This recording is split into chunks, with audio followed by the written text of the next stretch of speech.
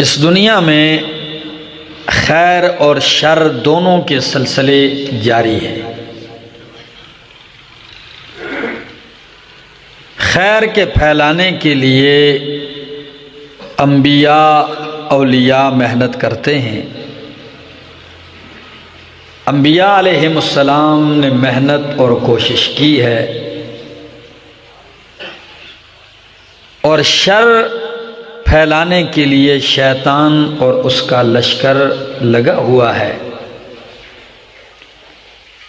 کہ کسی طرح انسان گمراہ ہو جائے، بدراہ ہو جائے۔ کبھی حملہ ایمان پہ کر کے ایمان سے خارج کرتا ہے، کبھی عقیدے پہ حملہ کر کے بد عقیدہ بنا دیتا ہے،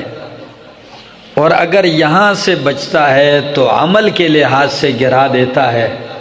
اخلاق کے اندر پھسلا دیتا ہے، کسی اور معاملے میں گھیرتا ہے۔ ہزاروں جال اور ہزاروں حملے اور طریقے ہیں اس کے چال اور حملے سمجھنے کے لیے علامہ ابن جوزی رحمہ اللہ کی بہترین کتاب ہے تلبیس ابلیس۔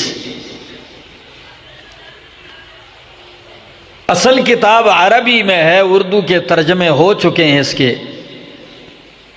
تقریباً ہر لائبریری سے، اسلامی لائبریری سے یہ کتاب مل جاتی ہے، پڑھنے کے قابل ہے۔ آج کے اس مختصر سے وقفے میں آپ کے سامنے قرآن اور سنت کی روشنی میں اس بدبخت اور اس ازلی دشمن کا تذکرہ اور اس کے حملے سے بچاؤ کے طریقے کیا ہونے چاہیے، اس کا ذکر کروں گا۔ اتنا تو آپ جانتے ہیں کہ سب سے پہلے یہ تباہ و برباد ہوا ہے تو حسد کی وجہ سے ہوا ہے، اور تکبر اور غرور اس کے اندر پیدا ہوا۔ قرآن مقدس ذکر کرتا ہے جب اللہ رب العزت نے آدم علیہ السلام کو پیدا فرمایا تو حکم دیا اسجدوا لآدم، سجدہ کرو آدم علیہ السلام کے سامنے۔ فسجدوا الا ابلیس، تو سب نے سجدہ کیا مگر ابلیس نے نہیں کیا، انکاری ہو گیا۔ قرآن کہتا ہے اللہ نے پوچھا او ابلیس تجھے کس چیز نے منع کیا ہے کہ تو نے سجدہ نہیں کیا؟ منکر ہو گیا، باغی ہو گیا۔ تو کہتا ہے انا خیر منہ، اللہ سجدہ میں نے اس لیے نہیں کیا کہ میں اس سے بہتر ہوں۔ خلقتنی من نار وخلقتہ من طین، تو نے مجھے آگ سے پیدا کیا ہے، وَخَلَقْتَهُ مِن طِينٍ، اور تو نے آدم کو مٹی سے بنایا، پیدا کیا ہے۔ آگ مٹی سے بہتر ہے،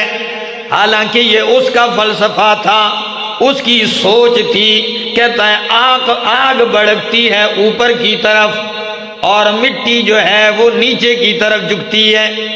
تو سجدہ تو اس کو چاہیے کہ مجھے کرے، میں کیوں سجدہ کروں؟ فلسفے جھاڑنے لگا، لیکن بدبختی یہ نہیں سمجھ سکا کہ آدم اور اپنا موازنہ کر رہا ہے، یہ نہیں دیکھ رہا کہ سجدے کا حکم دینے والا کون ہے، امر کرنے والا تو رب العالمین ہے۔ ادھر تک نظر جا رہی ہے، اوپر نہیں دیکھ رہا، منکر ہو گیا۔ تو رب العالمین نے بھی فرمایا اخرج فإنک رجیم، نکل جا تو مردود ہے، راندہ درگاہ ہو گیا، بارگاہ الہی سے دھتکار دیا گیا، اور فرمایا تیرے اوپر قیامت تک لعنت برستی رہے گی،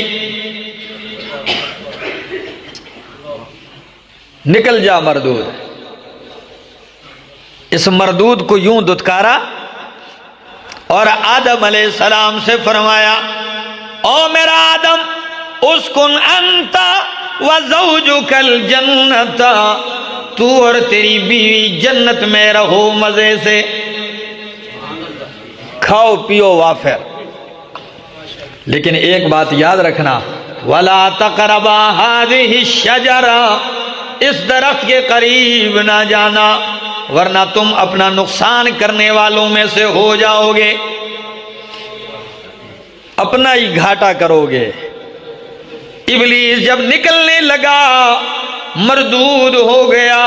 تو کیا کہتا ہے سورۃ الاعراف، اللہ کا قرآن کہتا ہے آیت نمبر 17 کہتا ہے قال فبما اغویتنی لأقعدن لهم صراطک المستقیم، کہتا ہے فبما اغویتنی، اللہ اس وجہ سے کہ تو نے مجھے گمراہ کیا ہے، لَأَقْعُدَنَّ لَهُمْ، میں ضرور بضرور بیٹھ جاؤں گا ان کے لیے، دھرنا مار کے بیٹھ جاؤں گا، کہاں صراطک المستقیم، تیرے سیدھے راستے میں۔ دشمنی دیکھیے اس اپنے دشمن کی، اور کتنے کھلے لفظوں میں کہتا ہے کہ میں تیرے صراط مستقیم کے بیچ میں بیٹھ جاؤں گا، ثم لآتینہم، پھر میں آؤں گا ان کے پاس، من بین ایدیہم، ان کے آگے کی طرف سے، ومن خلفہم،